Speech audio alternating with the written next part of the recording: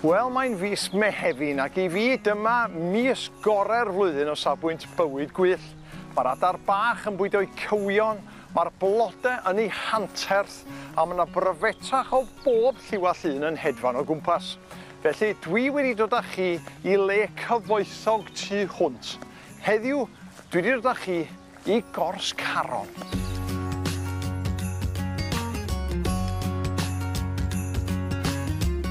Y blodau amlyca'r amser yma o'r flwyddyn ydy hwn, sef llygad llo, Oxeye Daisy yn Saesneg, a mae'n boblogaidd dros ben gyda'r peillwyr, pryfetach fel y gwenyn a'r pryfed hofran.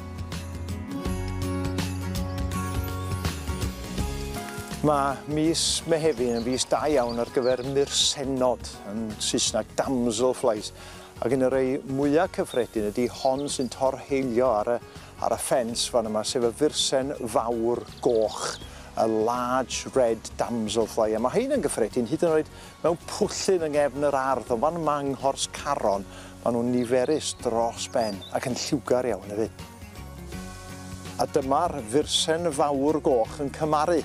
Y ceiliog ar y blaen yn gafael ymhen yr iar, mae'n ei ffrwythloni hi, ac yn y pen draw mi fydd hi yn dodwy wyau yn y dŵr.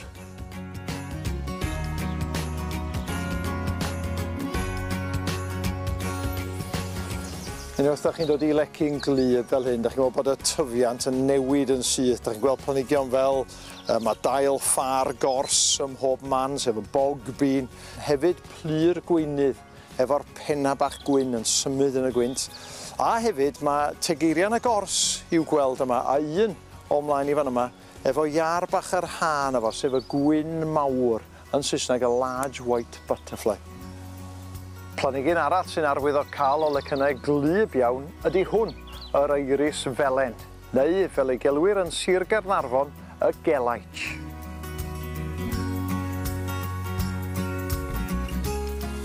Dyma chi rhywbeth sy'n atgoffa fi o mlentyndod ydy hwn. Sioncyn y gwair neu ceiliog y gwair. Grasshopper yn Saesneg wrth gwrs. A dwi'n cofio pan oedd mam yn gofyn I fi'n fachgen bach fynd lawr i'r siop. Ar hyd y wyrglodd ar y ffordd lawr, ni'n clywed rhaid wneud y sŵn. Mae nhw'n wneud wrth rwbio I coesau yn erbyn y corff. A maen nhw erbyn heddiw yn anffodus, mynd yn weddol bryn, ond maen nhw'n niferus fan yma achos di'r tir ddim wedi cael ei wella a dyn nhw heb ddefnyddio gwrtaith. A mae rai fi ddweud, yn falch iawn o weld hwn.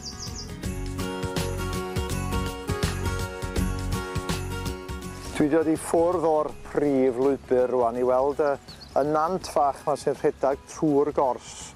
Ond mae'r dŵr yn glir, mae'n lan a mae'n llifo'n araf. Y lle delfrydol I ddod o hyd I ddau fath arall o fyrsen, sef y fyrsen fawr werdd a'r fyrsen fawr rhesog. Ac am unwaith ella bod yr enwau Saesneg yn well na'r enwau Cymraeg. A beautiful a'r banded demoiselle. Na chi enwau da.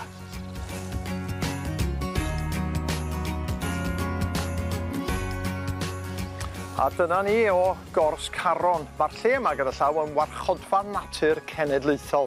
Mae hynna'n golygu bod yna gyfoeth o fywyd gwyll yma. A os ddim esgus I chi beidio codi ffwrdd o'r soffa I ddod allan I fwynhau rhywle fel hyn, achos dim ond wedi crafu'r wyneb ydw I, yn enwedig pan mae'r haul yn tywynnu. Rwan, os oes gennych chi gwestiwn, os oes gennych chi lun, cofiwch gysylltu efo ni yma ar y bwrdd natur ar heno. Ond, tan hynny, welai chi mis nesaf.